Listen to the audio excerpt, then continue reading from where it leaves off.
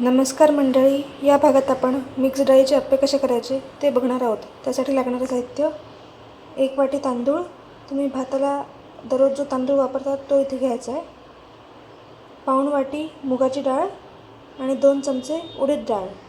तांदूळ आणि डाळी मी एकत्र स्वच्छ धुवून घेतलेले आहेत आणि एक रात्र भिजवून घेतलेले आहेत. इथे डाळ आणि तांदूळ मी 2 पाण्यातून स्वच्छ धुवून एक रात्र भिजत ठेवून मिक्सरमधून वाटून घेऊन नंतर 5-6 तास फर्मेंटेशनसाठी ठेवले होते. आता पीठ चांगले फर्मेंट झालेले आहे. पीठ इतके घट्ट असले पाहिजे.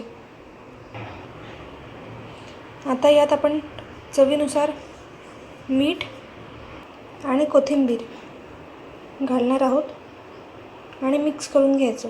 मी अप्पे पात्राला तेल लावून घेतले आहे. आता यात 1-1 चमचा पीठ भरूया. अप्पे पात्रात पीठ भरून घेतलेलं आहे. आता यावर झाकण ठेवू. अप्प्यांना मंद आचेवर 5 मिनिटं शिजवून घ्यायचे. आपले अप्पे एका साईडने झाले आहेत, ते आपण पलटवून घेऊ.